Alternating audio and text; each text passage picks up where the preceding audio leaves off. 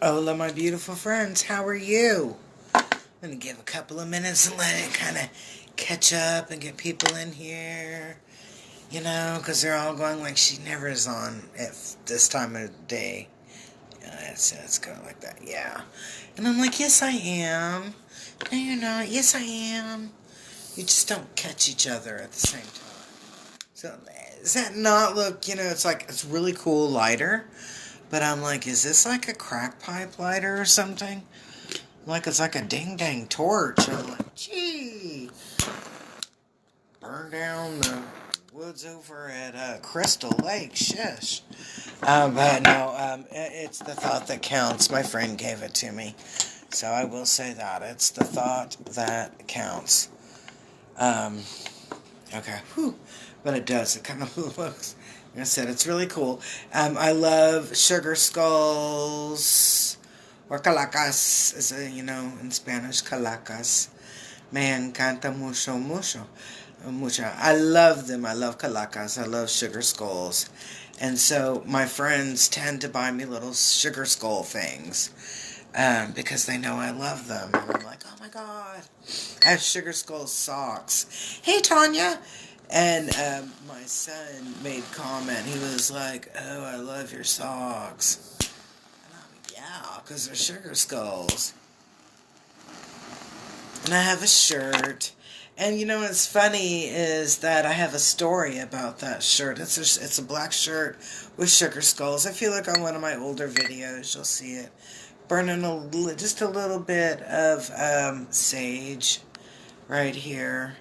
It's still a little early, and they always complain when I burn the sage and think I'm smoking pot here in the building. And I'm like, why would I waste really good flour here in the building? Come on, let's get real. I know. It's like, shit, what happened? Well, it's the 22222 portal. So I was like, we got to do a twicer. I was told I'm actually going to do 2 readings tonight. I'm going to do the Spellcaster, and then I'm supposed to pull a card or 2 out of the Love deck and talk a little bit about love, because that's kind of like has been a focus in my meditation, but it's also all right, there we go. We know what cards we're going to use. Don't go away. I got to bend down. Spellcaster's kind of a biatch and throws the cards around sometimes, so there's like a crap load of cards all over the floor. I'll be right back. Check out my wall hanging and just keep talking. So, dang it. I had a feeling this particular card was going to show up. Because when I put the cards, kind of like took the cards out of the where I put them, that card was like flipped up. And so I'm like, shit, I don't want to go there. So let's kind of wait a second, let a couple of people catch up. I'm using Northern Lights, Black Spruce.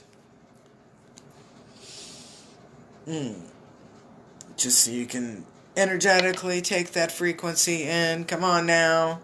Roll with me. Here we go.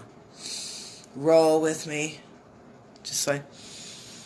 Okay, so energetically you're getting this Northern Lights Black Spruce. It's a good grounding one. And kind of, we've got sleet and something or other coming in here in Oklahoma. So, I wanted to, kind of like make myself feel like I'm ready for that winter mix. Actually, I'm ready for a spring mix, you know what I mean? Alright, so, anyway, let's get rocking and rolling with this reading. And the energy that is coming...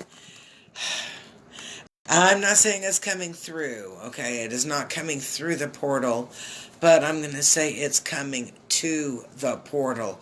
What are we bringing on our coattails? What are we bringing on our like, what are we dragging in? What are we bringing in on our coattails and carrying over on our shoulders like we're, having to bring it in like a battled or a wounded person. We're bringing in just a lot of grief and what I'm going to say minutia. And I want to point out something.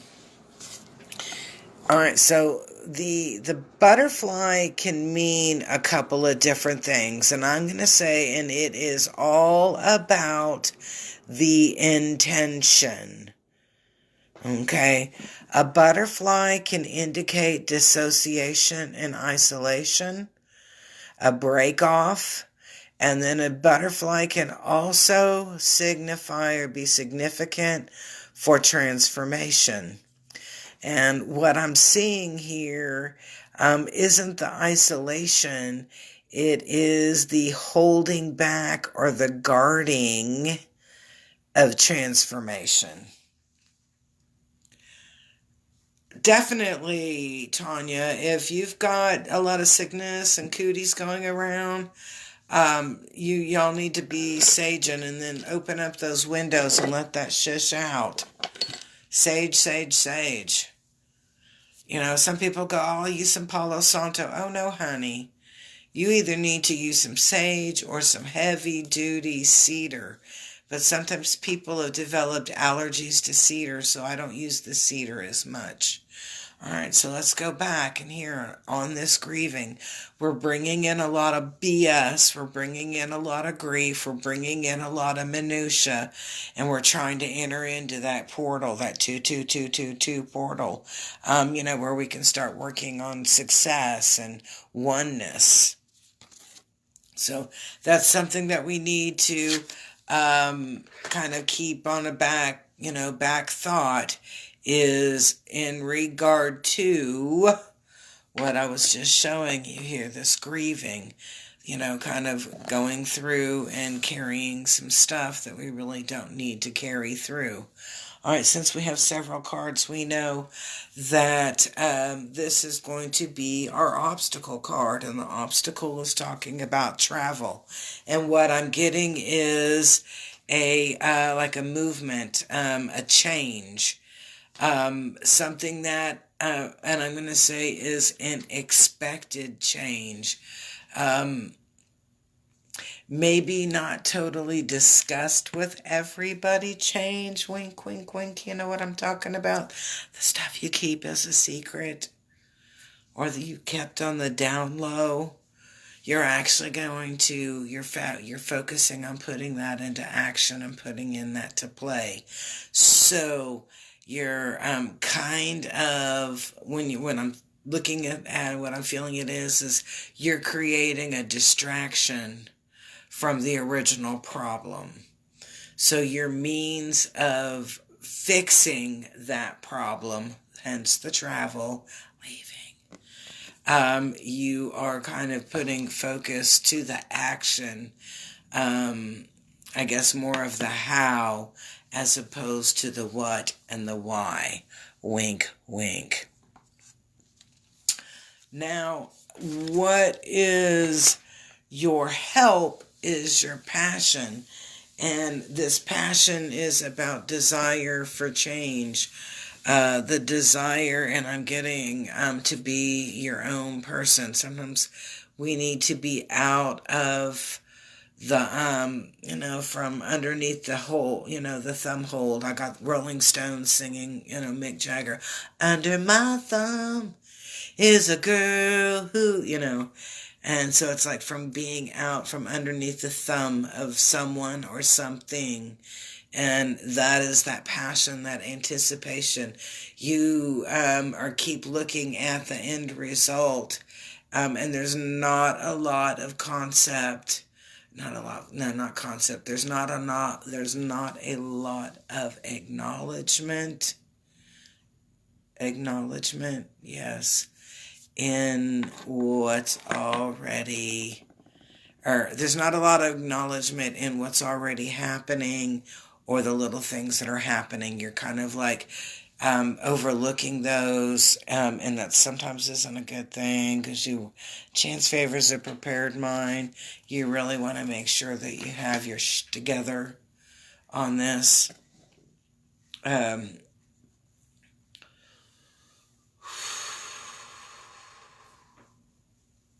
okay.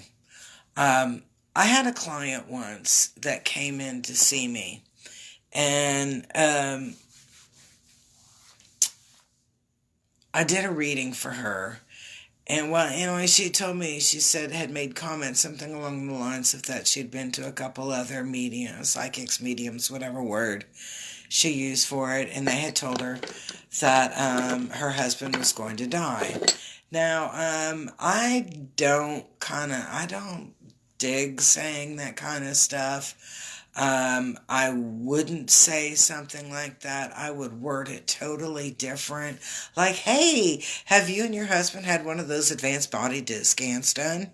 You know, if I felt something or I saw something that was potentially there or whatever, okay? So anyway, I'm doing this reading for her, and as I'm doing this reading, it comes across to me that that he's not gonna die. You know, I was like, this dude, no, I was like, douchebags don't die. This guy, you know, had just like some really creepy energy. And I'm like, no, he's not gonna die, but he's gonna ask you for a divorce. And she's like, oh, no, no, no, he would never do that. You know, no, no, no, no, no. We just, you know, committed, blah, blah, blah, blah, recommitted, blah, blah, blah. So anyway, she calls me like 3 weeks later, and boom, she says, he asked me for a divorce. Yeah. And I'm like, okay, told you. Well, that first meeting that we had, that first reading, I told her, I said, ensure you get your financial ducks in a row. So when you go to the grocery store, you need to start buying gift cards. You know, Walmart gift cards, Target gift cards for your favorite restaurants, you know, gift cards for Home Depot, etc., etc., etc., and start kind of like filling that in, okay? Because a lot of times if you're married to a narcissist or to a jackass, yes, I said that, the chances are that you're getting even the silverware to leave the house with you when you leave is like real small. And I'm like, girl, you go get a storage locker under your maiden name or under a friend's name, and you start putting back your staples. You know, the stuff that doesn't go bad, and get gift cards and blah, blah, blah, blah, blah. If this takes you 6 months, 10 months to do it, okay? Well, that's what this card right here is talking about. This card here, which is the, come on, get in focus. Okay, good. This card here is the financial health card. And this card is about you planting some seeds and getting your and start growing some financial health. That I'm not going to say that there's crappy times ahead or whatever. I'm just going to say get yourself some financial health started. Start planting seeds. If that means that you go on, you know, that you go to your bank or a different bank or whatever, and you open up a little savings account. You do those things and you start saving back some money. You start planting some seeds, doing a little bit of investing, whatever it is that you need to do to start putting back. It is very important for you to do that. That's this card is talking about planting your seeds and getting your financial health in order. And I'm going to say, let's look at this over here. We have a rainbow, and I'm not going to say anything about, like, there's a golden pot at the end of the rainbow. You know, Lucky Charms, dude. No, I'm not saying that at all. I'm talking about a promise. And what I'm looking in here and I'm feeling is that if you start planting your seeds and creating that good root system, that you will have a tree that is plentiful, and that's a promise. Just saying, Big Daddy kind of talks to me in some crazy ways. Um, oh, speaking of that, okay, and I would say speaking of the devil, but it's not speaking of the devil because it's not the devil, okay? What this card is, because was in the middle of talking about, how we receive messages, um, and this card flips up, and of course it's like upside down. Dreams aren't always dreams, but that was what came to my head. Dreams are not always dreams, and let me expand on that just a little bit. We have a thing called night school in the spiritual realm. And for those of you that do have spiritual gifts, now I was watching some dude named Banachek or whatever on Joe Rogan just a minute ago. And and they're all balking and what is that called? Debunking psychics and mediums and whatever. And I'm like, you know what, dude, do whatever you feel like you need to do, okay?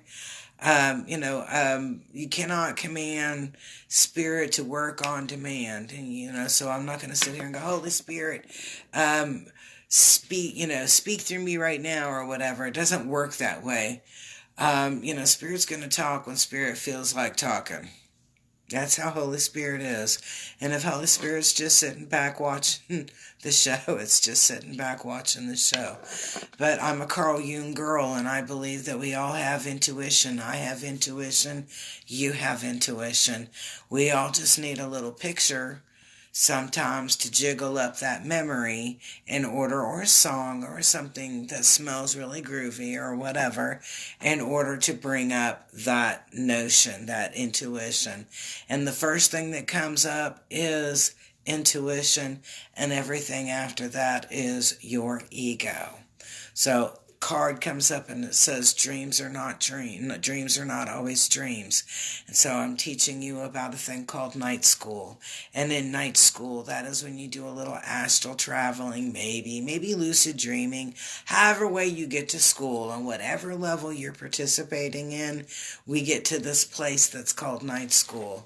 And in night school, we have usually what I'm going to call our ascended masters, or people who have it together.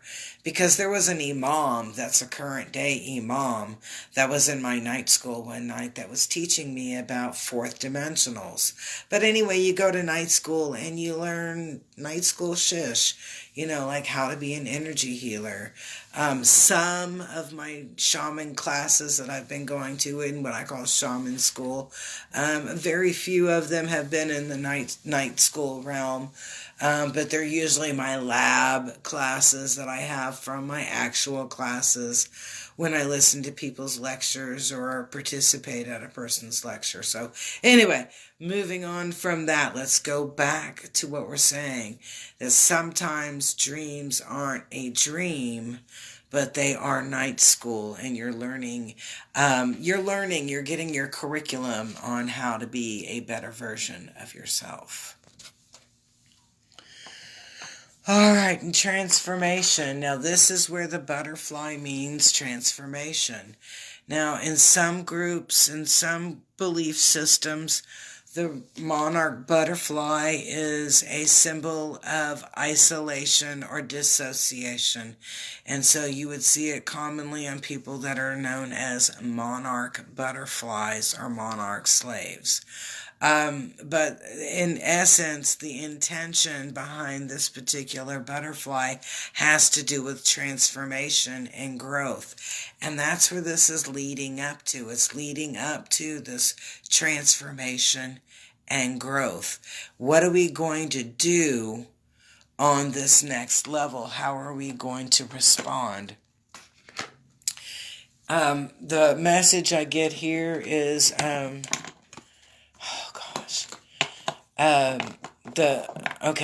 it flashes really quick to Simba, in that little cute show. I love that movie, Lion King. It flashes to Simba and his uncle. What was the uncle's name? It wasn't Jafar. It was Jeremy Irons, but Scar, Uncle Scar. where Uncle Scar and Simba are about to get into a duke it out. They're going to start fighting, okay? That's the image that I get here, is that courage. And it's like when faced when faced with adversity, you have immense courage. When faced with adversity, you have immense courage. Peace, love, and harmony. Do me a favor, love this video. Comment where you're watching from. Follow/subscribe if you are not currently doing so. And share it. Hook a sister up. Save me some cash.